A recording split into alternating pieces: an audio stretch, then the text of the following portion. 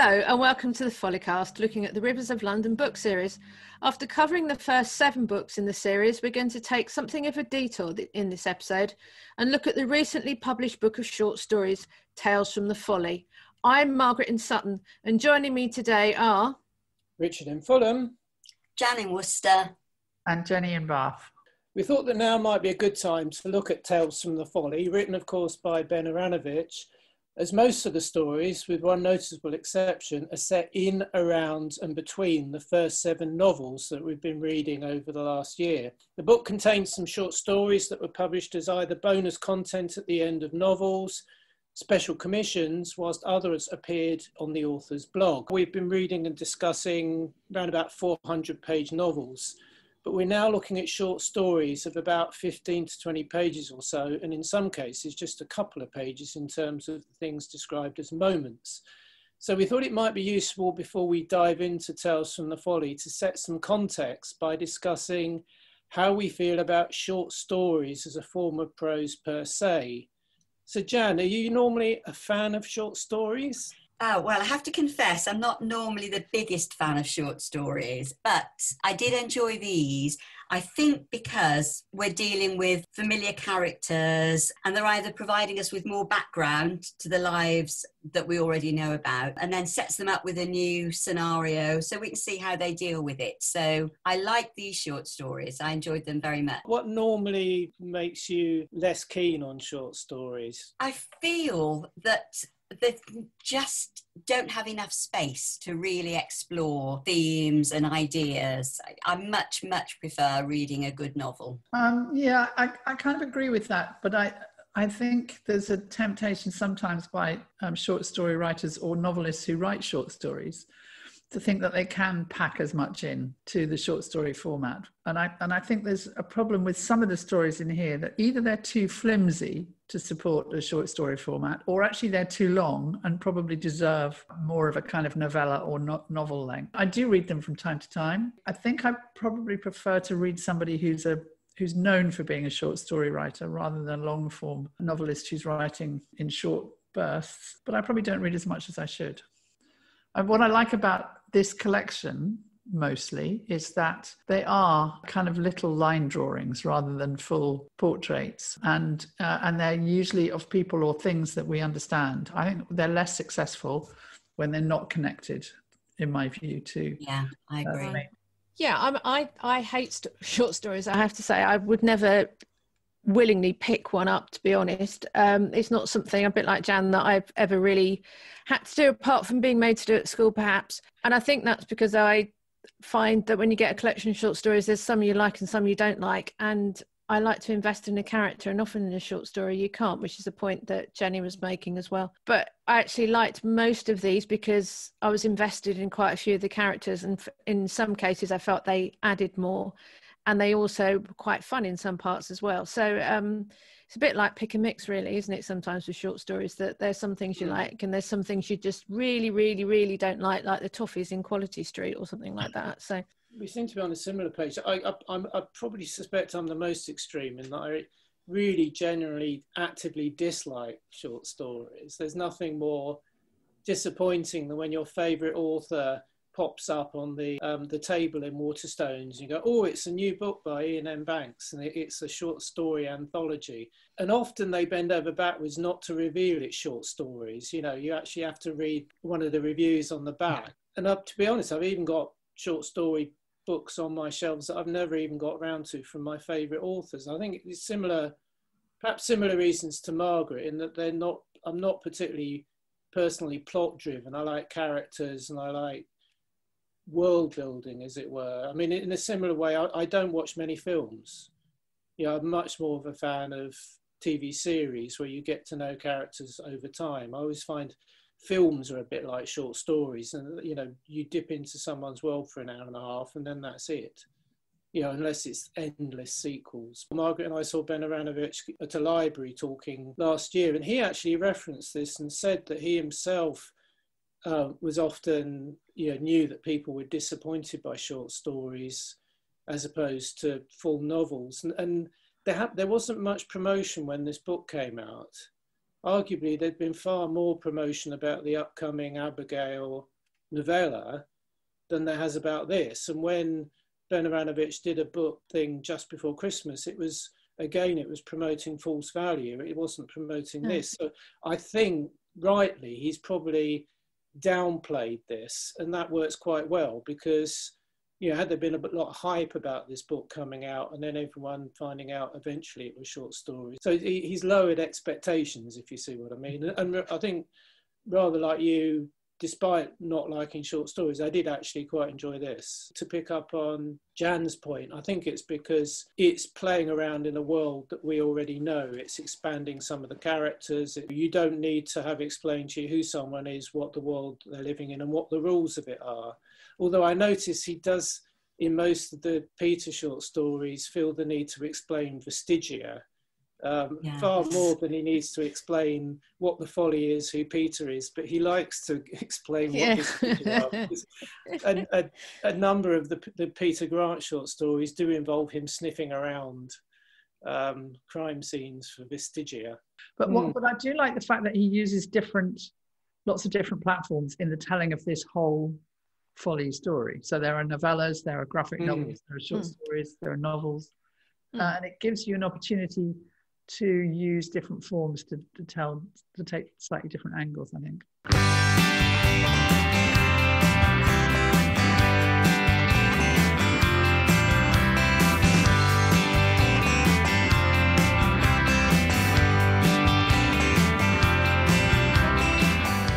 Okay, so the collection has 3 main sections. We have 6 short stories narrated by Peter in a style we've become accustomed to. And then we have 4 narrated by other characters. And then finally, there are very short pieces of prose that the author calls moments. Perhaps the easiest way to organise our conversation is to look at these types of stories separately. So first, let's look at the Peter Grant narrated stories. We have Peter investigating basketball during the 2012 Olympics in the home crowd advantage, arguments with a ghost in the domestic, and strange events at Waterstone's Covent Garden in the cockpit. We then take a stop at a motorway service station in the loneliness of the long-distance granny, visit a party down in the mail rail underground in King of the Rats, and finally, in a rare book of cunning device, we see supernatural shenanigans at the British Library. So which of those would you say was your favourite and why, Jenny? The first 2 I dismissed quite quickly because I thought they were incredibly flimsy. I really didn't see the purpose for them. I quite like the cockpit because I'm very familiar with that Waterstones branch, and that was quite fun. I like the long distance granny. I really like the King of the Rats because, that's probably my favourite, because we have some of the rarer characters reappearing. So we have Sergeant Kumar, great location, the mail rail. I haven't been there, but I've always wanted. I love the concept of the rat messing up a corporate party. The rat seems to have been engineered by the god of the Grand Union Canal. I'm so glad the Grand Union Canal has a god, but I was very surprised that it's an orangutan. Hold that thought for the next book. Oh, okay. So I like that one because it's kind of favourite characters and favourite ideas coming back. It was a whole story. Margaret, what about you? Yeah, and I quite like the home crowd advantage. I think I really like the one set at Waterstone's Covent Garden, and I think that's just nostalgia because I go in there all the time when I'm going to the theatre, and obviously that's where he worked. And I like they have to read the Jeannie Lokiah story. And there's a tiny bit of Leslie in that, which I quite like. I quite like the one at the British Library. I like the fact that he's called a pirate and she's called Hatbox. And I like his appreciation of that librarians are not boring people and that they're interesting and they love books. But I think my favourite one is actually The Loneliness of a Long Distance Granny.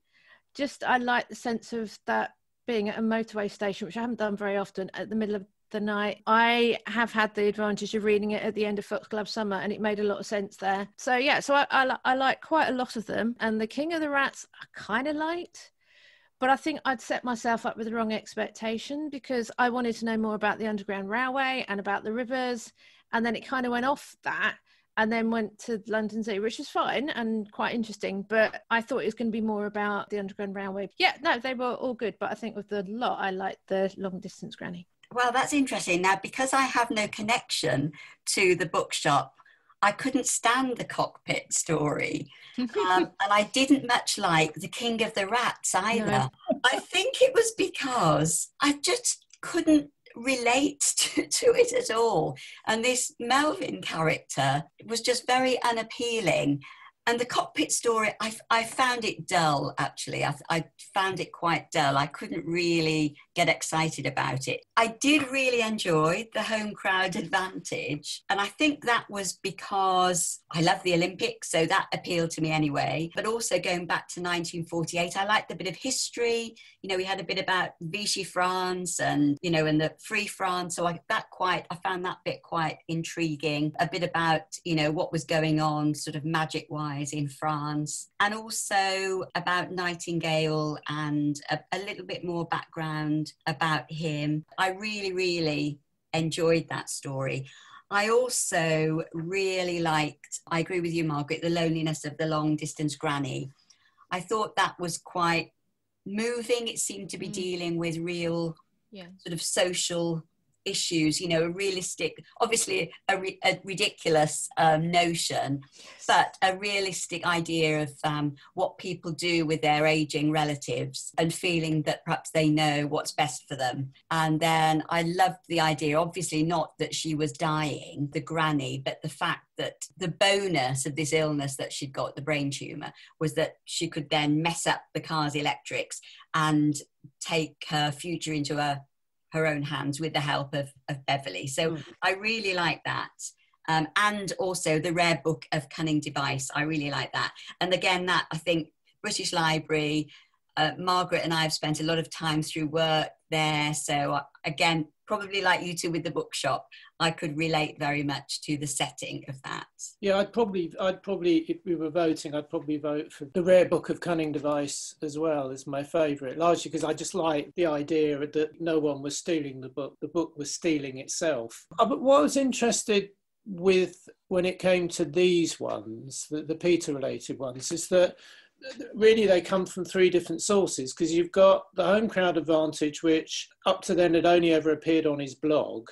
Then you got the three that were at the end of books. These were, I think, only available with Waterston's actual physical books. Yeah, they were. So Margaret, for example, had already read the Granny story immediately after having read Foxglove Summer, which I think would have actually worked really well at bookending that book. If you remember back to that podcast, I felt that jarred because it just seemed to go off a cliff and end very suddenly. But I was intrigued that the cockpit came at the end of Broken Homes. So immediately after Leslie disappears with the faceless man having betrayed Peter, you've then got a short story with Leslie in at the end of the book. No. And then talking of context, I was also intrigued by the fact that, if I read it correctly, King Rat and Cunning Device were both commissions for something called City Read, which meant that they were commissioned to be read by an actor, as opposed to written down. This book was the first time they'd actually appeared in text form. They were a script read out. I think one was read out at an event at the British Library. The other was read out in the opening of the Mail Rail visitor attraction. At the corporate party that launched the Mail Run. Yeah, because I can't help wondering if you'd have loved it even more if you'd have first heard it at an event in the place that it's actually portraying.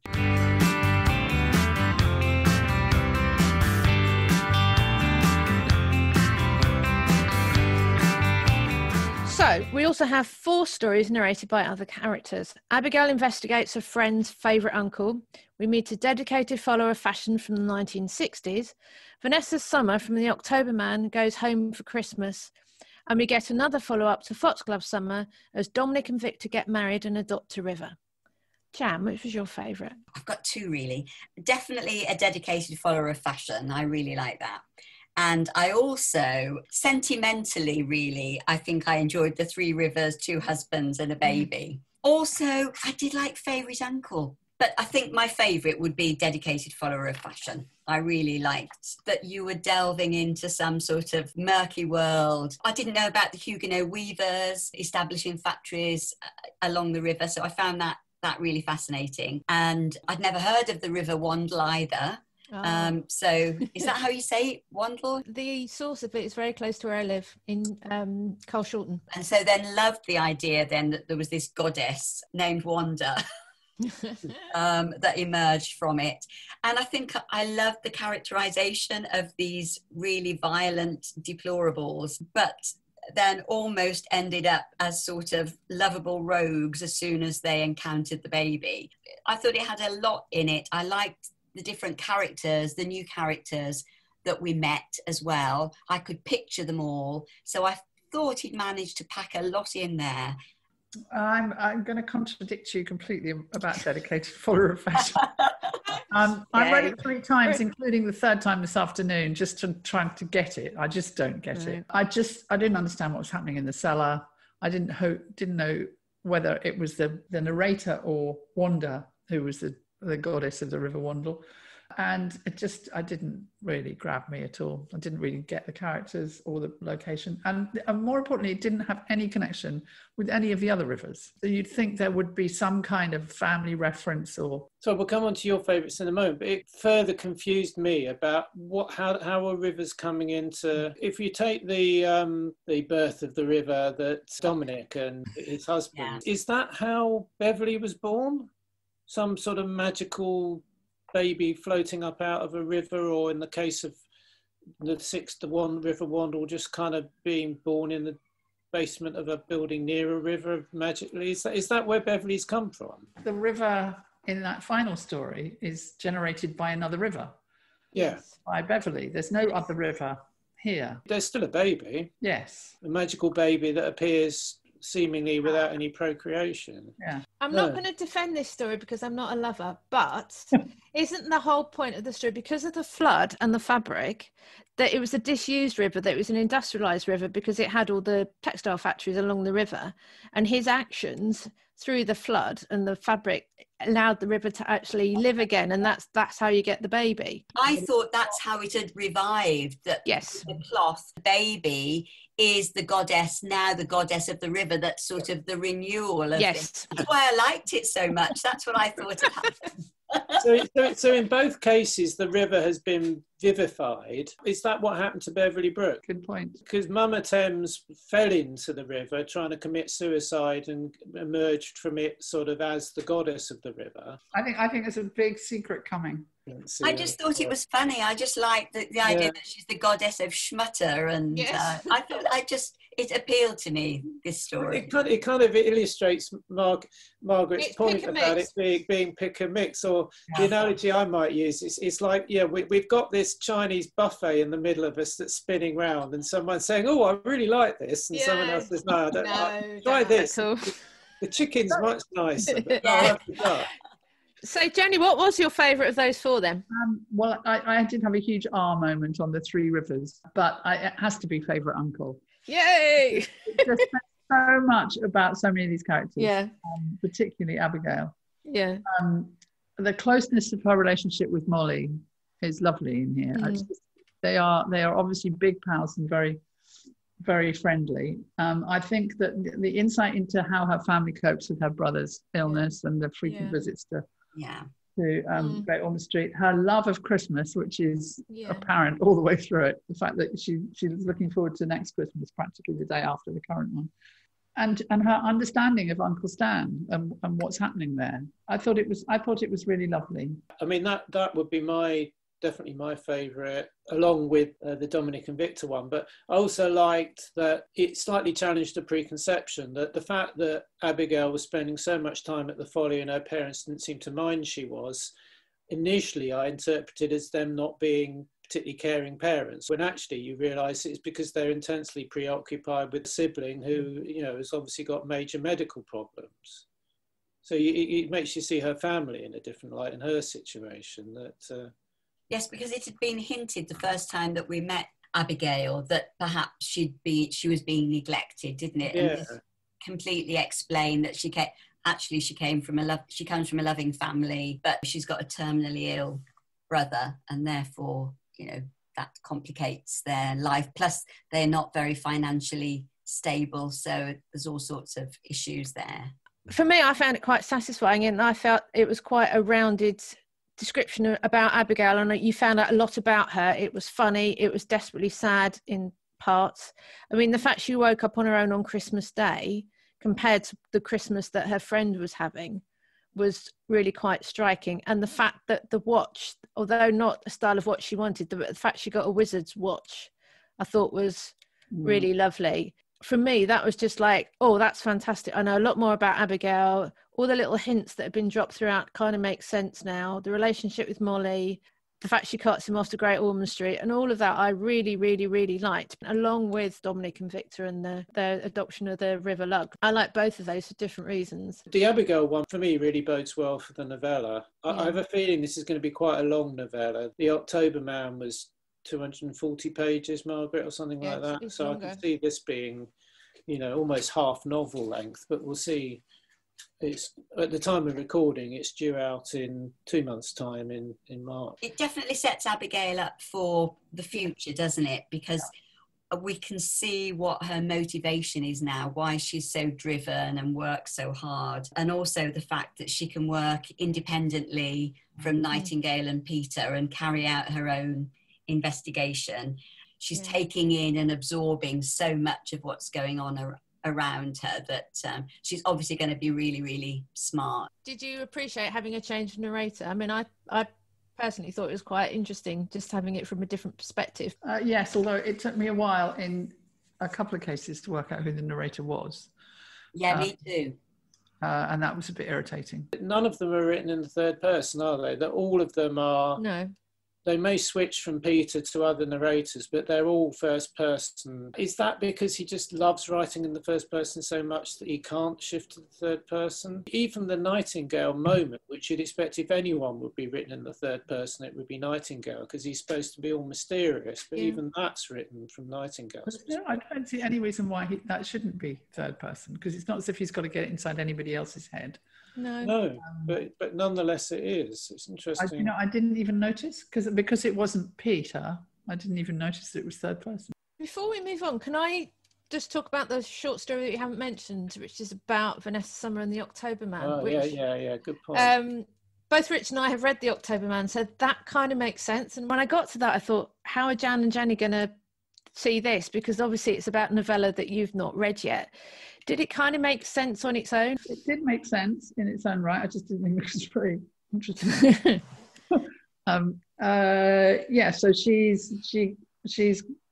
this is her first Christmas following. This is my take on it. Her first Christmas following her exposure to magic, and she has some tests she wants to run when she goes home, which is a bit bizarre. They don't work, so I didn't really understand what the point of the story was. It was a punchline, wasn't it? Yeah, yes, it was. And her dad's very good joke at the end. Well, was it a joke? I assumed he meant it. I actually assumed it was a joke. No, I thought he meant it. Oh, no, I thought he meant it too. I thought it was funny, but I thought that, again, it was like the sort of magic being normalised, that she pulled his hat off and they told her off. And he said, oh, no, it's the ones that live up the road.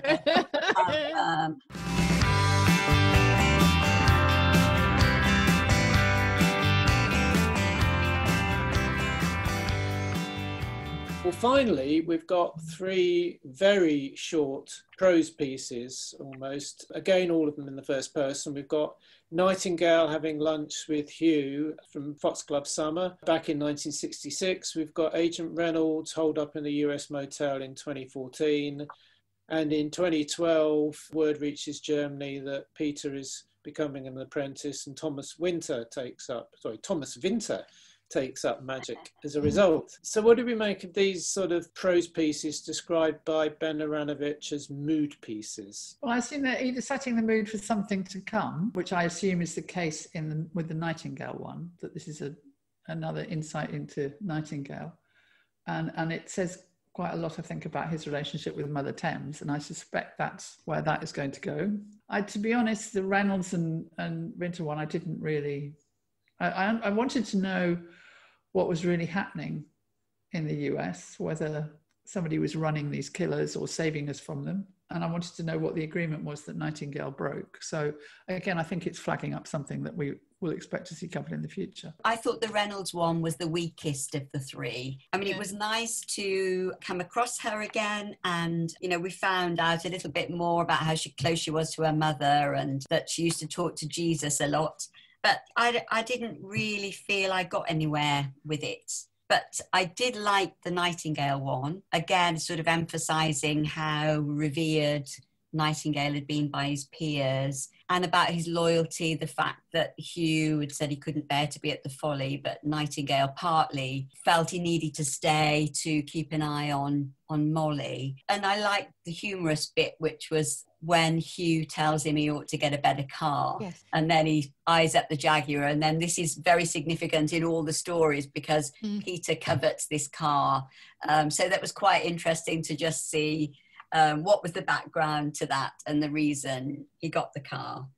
And the Tobias Winter one, I quite enjoyed, because again, it was intriguing, as Jenny's just said, about Nightingale breaking the agreement, and also about the fact that they were getting furious about the fact that in Germany they seem to have underfunded the magic department, and they should have kept an eye on London because they were forging ahead and there was an apprentice. So again, I thought there's other places to go with this one.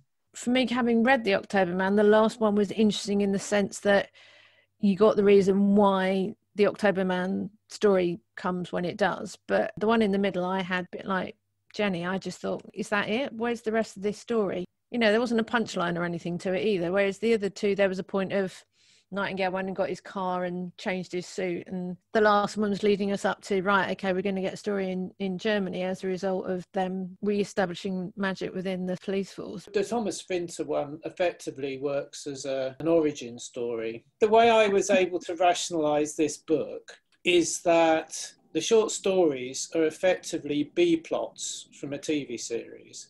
And by B-plots, it's a convention with a lot of long-running dramas that each week you have an A-plot, which is the main story, and then you have B-plots which keep the other characters occupied but aren't necessarily connected to the main plot. And to me, particularly the Peter Grant stories were like, fairly satisfying B-plots. I don't mean that like B-movies. I mean just that they are, if it was a TV series, that would be what that character did this week.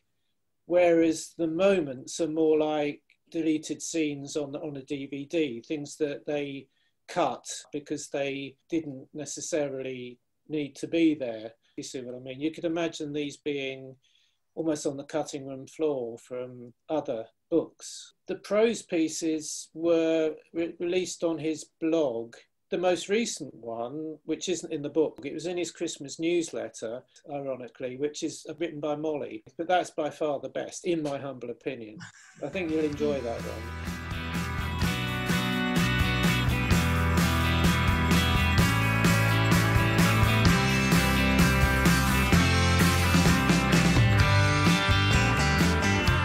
Okay, so let's look at the collection as a whole. I'm going to ask you to nominate your favourite two. I think it would be, and probably, the Herefordshire Wedding, Three Rivers, Two Husbands and a Baby. So none of the Peter ones. Maybe because I think Peter needs more time. And what was quite interesting about all of the Peter ones is it was almost over by the time he got there. I know this is going against what the three of you think, but I am going to go with the home crowd advantage because I did enjoy that. And a dedicated follower of fashion. I think those were the two that I enjoyed most in the reading because and the dedicated follower of fashion, I really enjoyed that one. You don't need to apologise. I just loved the whole ride of it, the madness, the madcap nature of the whole thing. I would go for the British Library one, A Rare Book of Cunning Device, and interesting. The Abigail one. I'm going to sneak in three because I can. I can't, but I can. My favourite one is the Abigail one, just because I like that it adds so much to her character. Then I really, really liked the Three Rivers a wedding and the baby. And then I was tied between that because I really did like the long distance granny one as well. But my top two really are Abigail and the Rivers and Baby and Wedding one. On the Facebook group for Rivers of London, which is called Lord Grant's Irregulars, I found out that you can actually post polls on Facebook. So I did a poll, which I can reveal if you're interested. In reverse order, we had 1 vote for the domestic. Mm-hmm. This is interesting because we didn't, I don't think any of us talked at length about that one.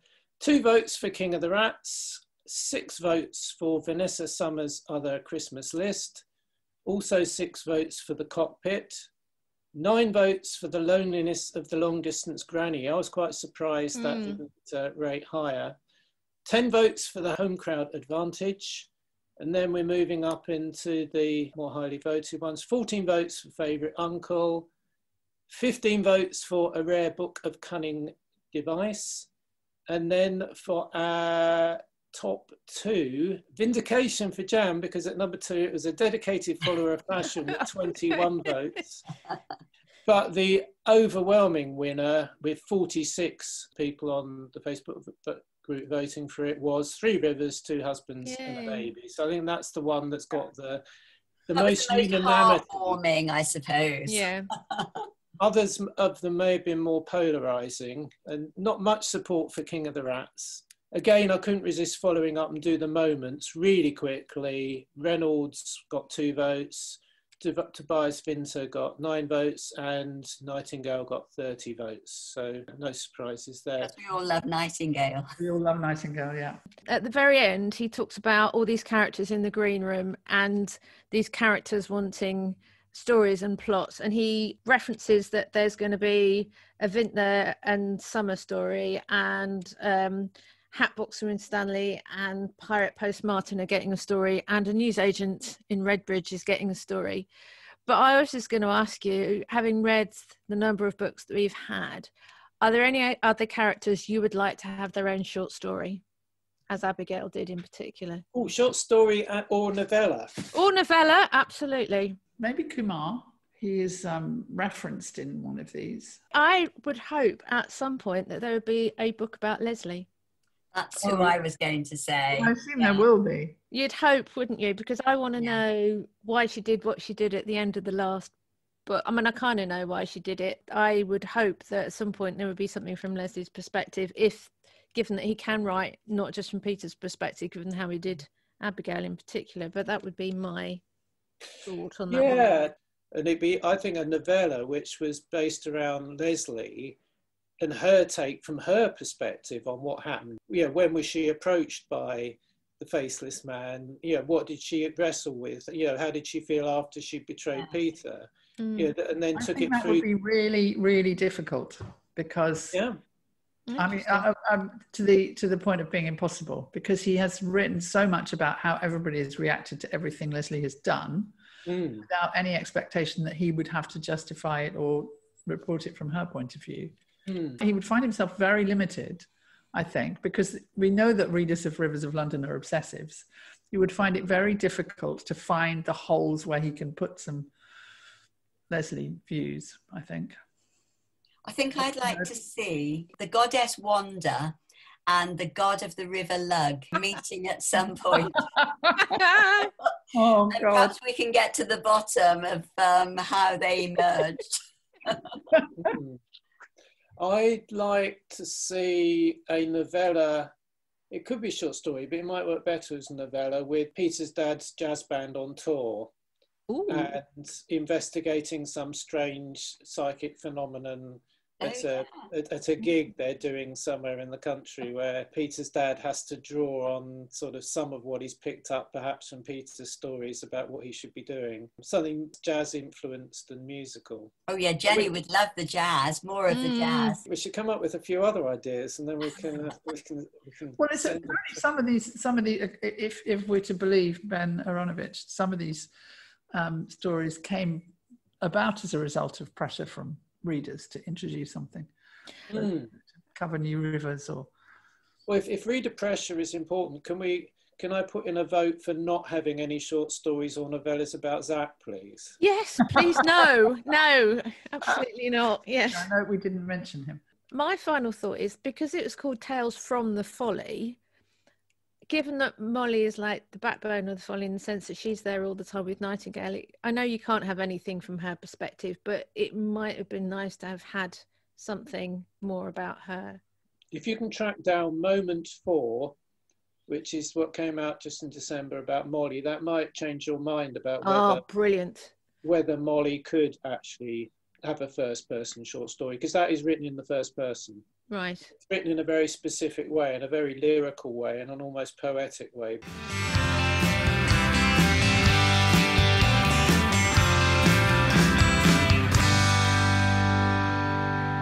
Okay, so that's what we thought of Tales from the Folly. We'll be back in March 2021. And next up, for those of you who are reading along with us, we'll be looking at the first novella, The Furthest Station, in which Peter, Abigail and Kumar investigate ghostly apparitions on the Metropolitan line. If you've enjoyed the podcast, please send us feedback by email at follypodcast@gmail.com or leave a comment on our website, thefollycast.com. And finally, you might like to know that our theme tune, London is Inspired by Cutwater, is now up on Spotify and all major streaming services, along with the rest of their album, The War on Entropy Volume 1. Thanks to them for providing the music for the Follycast, and thank you for listening. Until the next episode, stay safe, everyone.